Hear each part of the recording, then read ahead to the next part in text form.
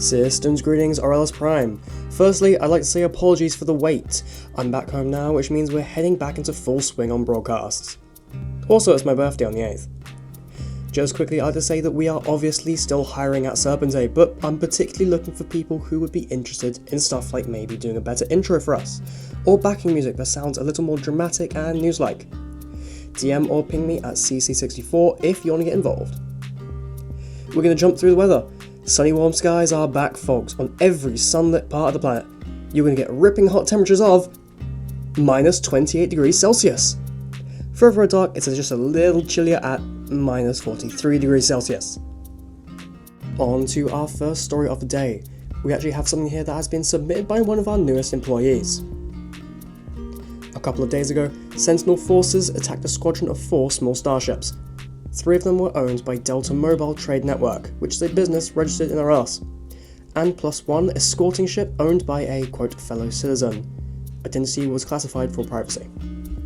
There seemed to be nothing special at first, being just another Sentinel attack, but the reinforcements that came next included 2 whole capital ships, who were against, reminding you, just a tiny squadron of 4 merchant and transport ships.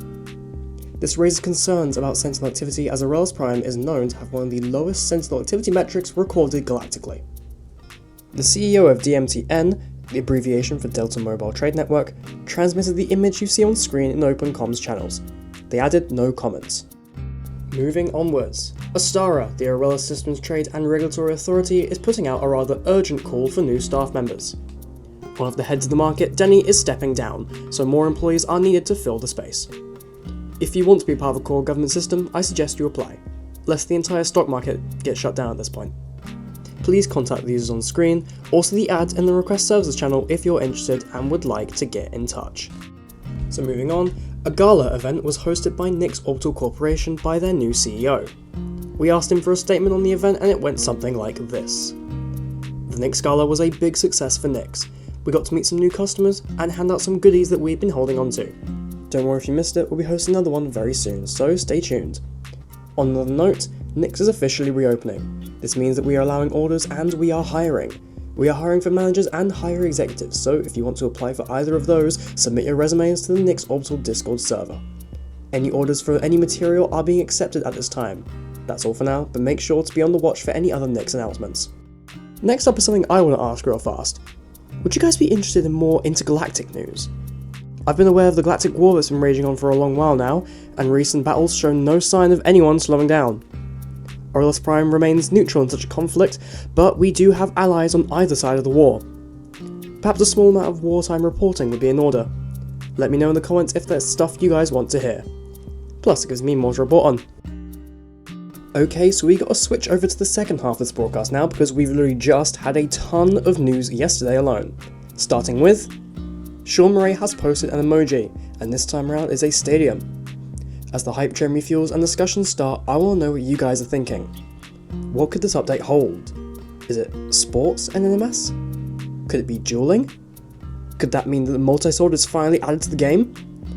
Let me know in the comments what you think, but do remember that this is just an emoji, not a promise. This update could really hold anything, from huge giant stadiums and planets all the way to just a play on words for Google Stadia. Yep. Support for Google Stadia. Didn't Stadia shut down? Anyway, feel free to speculate and debate, but just remember, never get your hopes up too high. And in other breaking news, the election cycle has officially begun once more. The Aurelis Intergalactic Movement will be leaving office and a new party will be elected to take the helm. Things will be interesting this time though, because we have some developments.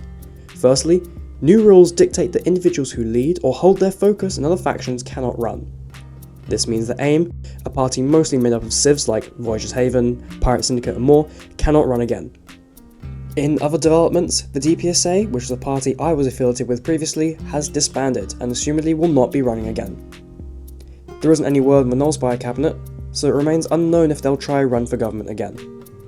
And for the final development, Aurelis Prime recently saw an influx of new citizens. Hi if you're new. So we could be seeing a lot of new parties in this election, especially with new NMS update coming soon. Obviously don't hold me to that, it may be possible that no one signs up again. I'll also let you in on a secret. The DPSA has disbanded, meaning I'm functionally partyless, but but it's not staying like that for long, because I will be creating my own party soon and running for government myself. Aurelis news will remain apolitical, as it isn't exactly right to be favouring my own party, but that doesn't mean I won't be running political ads. The thing is, those ads will be open to any party to run, not just mine. It's just so it's fair and I don't get accused of running a news broadcast with the intent to persuade people to vote for me. When the campaigning phase begins and you may be running a party, just let me know if you want to run an ad. Otherwise, you can expect stuff from my new party to fill airtime soon enough. Also, just a note, I don't accept any kind of ads that are AI generated. If you want to promote your party, don't use AI. Write something yourself. And finally, as a quick insert, the court hearing for Guildmaster Luxno, the terrorist, will be happening soon.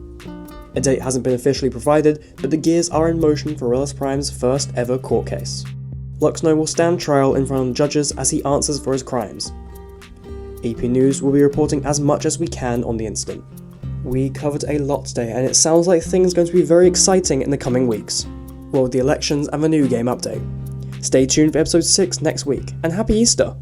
Happy early birthday to myself too, that's tomorrow.